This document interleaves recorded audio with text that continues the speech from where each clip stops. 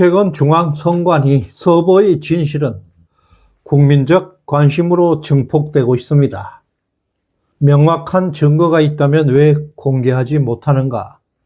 도대체 언제까지 기다려야 하는가? 거리에서는 시민들이 목소리를 높이고 있습니다. 심지어 극단적 선택을 감행하는 이들까지 등장하는 상황입니다. 그런데도 부정선거 핵심 증거는 여전히 베일에 쌓여 있습니다. 오늘 제가 속 시원하게 부정선거가 어떻게 지금 전개되고 있는지 종합적으로 분석해 드릴 것입니다. 지금 무조건적 증거 공개는 오히려 독이 될 수가 있습니다. 특히 윤 대통령은 법률 전문가입니다. 증거의 법적 효력에 대해서 철저하게 검토하고 있습니다. 독수독과 불법적으로 취득한 증거는 법정에서 인정되지 않습니다. 결정적 증거가 있더라도 합법적인 증거로 만들기 위한 과정이 반드시 필요합니다. 현재 대한민국 법원에서는 선관위 서버는 물론 부정선거에 대한 압수수색 영장 단 한 번도 발부하지 않았습니다. 법원이나 헌법재판소 역시 부정선거에 대한 수사를 철저하게 가로막고 있는 상황에서 지금까지 취득한 증거는 법원에서 증거로 채택되기는 매우 어렵습니다.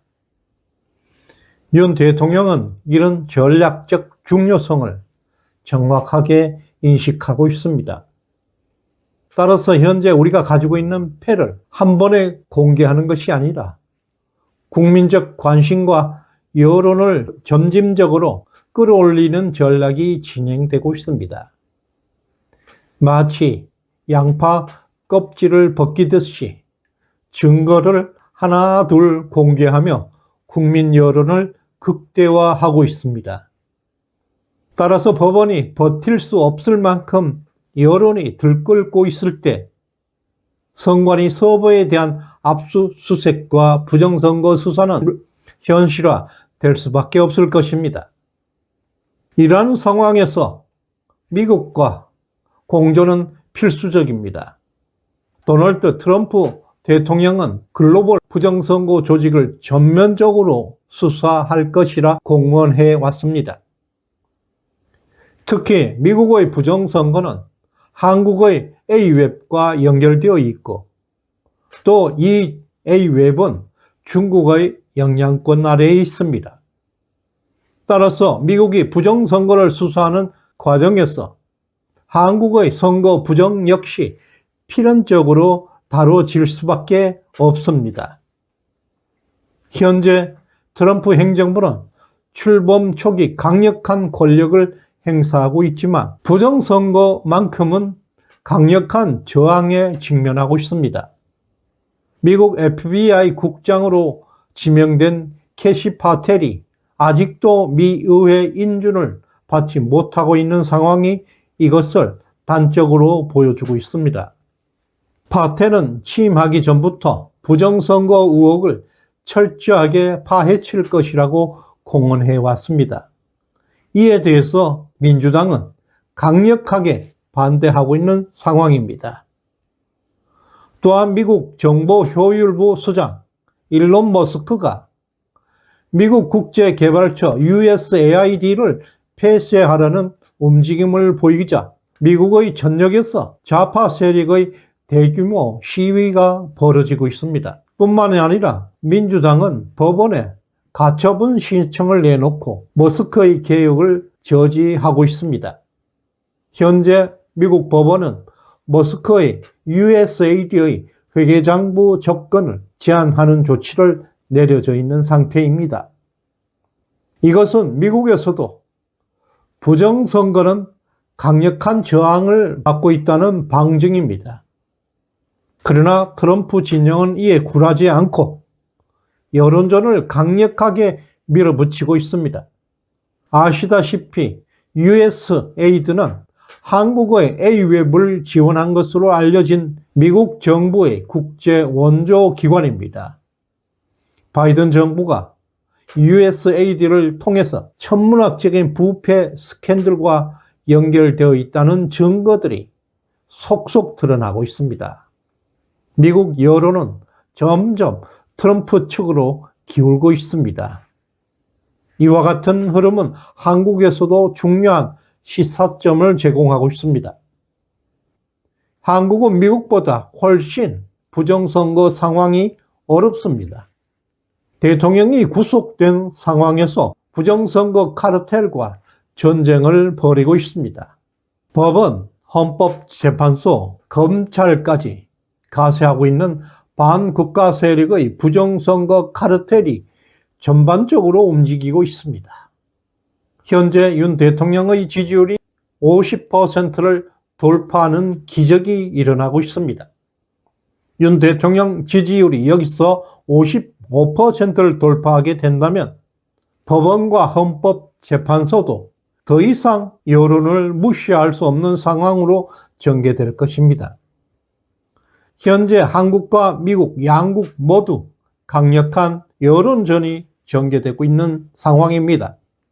이 전쟁에서 반드시 승리해야 부정선거 카르텔을 무너뜨릴 수 있는 유일한 길이 될 것입니다. 부정선거의 핵심은 선거인 명부에 있습니다. 그리고 이것을 추적할 수 있는 결정적 증거가 바로 선관위의 서보입니다. 일각에서는 비상계엄 당시 계엄군이 선관위 서보를 확보하지 못했다. 그래서 계엄은 실패했다고 주장하는 분들도 있습니다. 사실은 계엄군은 선관위 서보를 압수할 필요가 없다는 점을 알아야 합니다. 단지 계엄군은 선관위 서보 위치를 확인하고 그 가동 상태 등을 촬영한 후에 철수했습니다.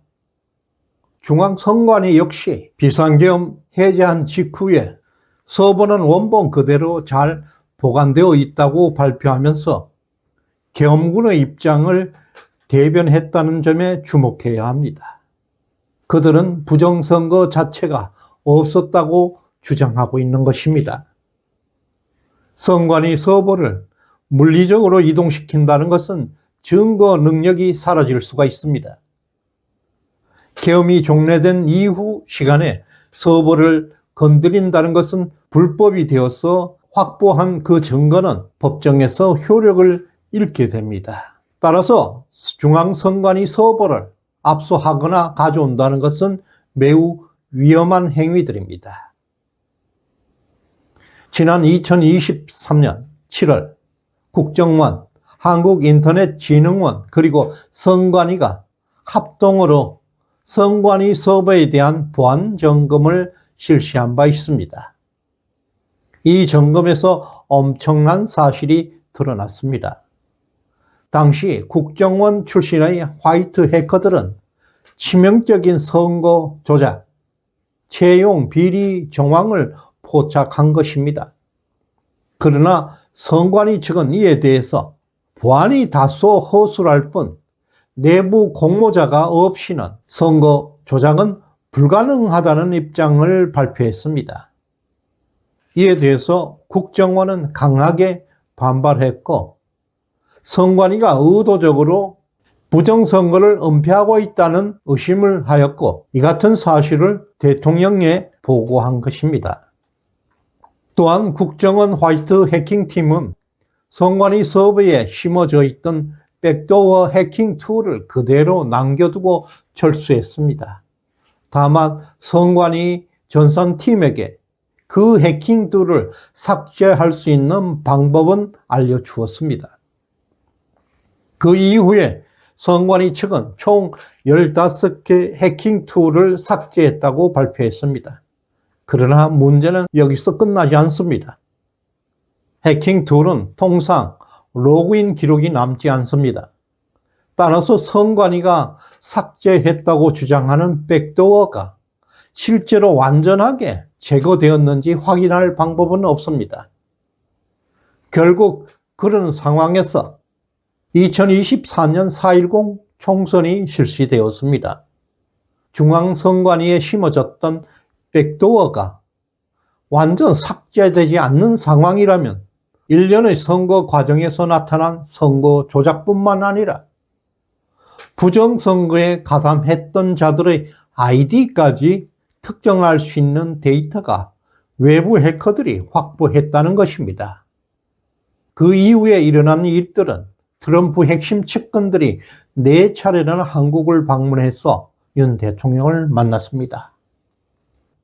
심지어 트럼프 장남 트럼프 주니어는 정용진 회장과 김민아 씨를 통해서 윤 대통령을 만난 것으로 알려졌습니다. 그리고 작년 11월 6일 미국 대선에서 트럼프가 당선되었고 그로부터 한 달도 채 되기 전에 윤석열 대통령은 전격적으로 비상계엄을 통해서 선관위를 급습하게 됩니다. 선관위 서버가 있는 본사보다 수원 연수원에 압도적으로 많은 계엄군을 투입했다는 사실에 주목하시길 바랍니다. 이런 상황에서 굳이 계엄군이 서버를 가져올 필요가 없었다는 이유는 명확해집니다. 이미 원격으로 모든 핵심 데이터가 확보되어 있는 상태입니다. 계엄군의 임무는 서버의 위치 및 데이터 보존 상태를 확인하는 것이었습니다. 이와 같은 치밀하고 신중한 접근은 법정 정당성을 유지하기 위한 조치들입니다. 이제 다음 주 화요일 2월 11일 헌재에서는 제7차 변론이 있습니다. 백종묵 전 국정원 3차장 그리고 김용빈 선관위 사무총장에 대한 증인 신문이 시작됩니다. 백종묵 전 차장은 국정원의 합동보안점검 당시에 극비사항에 관한 충격적인 사실을 폭로할 것으로 예상되고 있습니다. 반면에 김용빈 사무총장은 심각한 위기에 몰리고 있습니다. 이미 국회 증언 과정에서도 여러 차례 거짓말을 한 전례가 있고 그가 헌법재판소에서 어떤 주장을 하든 신뢰를 얻기 어려운 상황에 처해 있습니다. 또한 2월 13일에는 조태용 현 국정원장이 출석합니다. 진실은 거짓을 만날 때 더욱 빛이 납니다. 증언이 계속될수록 부정선거 정황은 사실로 확인될 것이고 대통령은 무죄 확정만 남았습니다.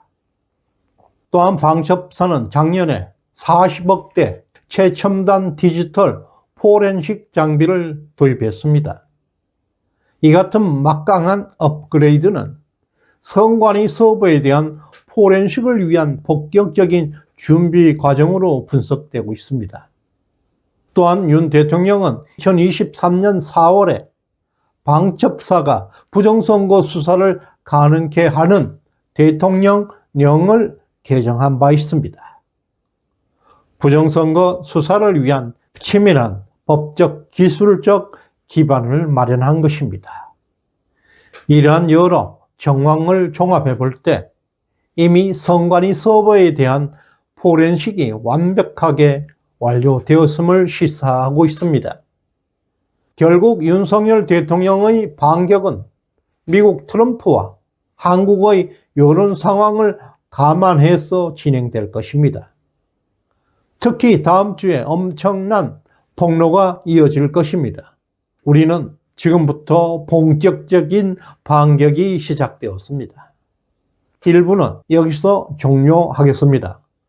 다음 2부에서는 부정선거의 핵심으로 떠오르고 있는 USAID와 A웹의 연결고리 그리고 한미 공조 속에서 반국가 세력들의 실체가 어떻게 드러나고 있는지 심도 있는 분석을 통해서 찾아뵙겠습니다. 많은 시청 바랍니다. 시대정신연구소에 후원해 주신 조광윤님, 손민정님 진심으로 감사드립니다.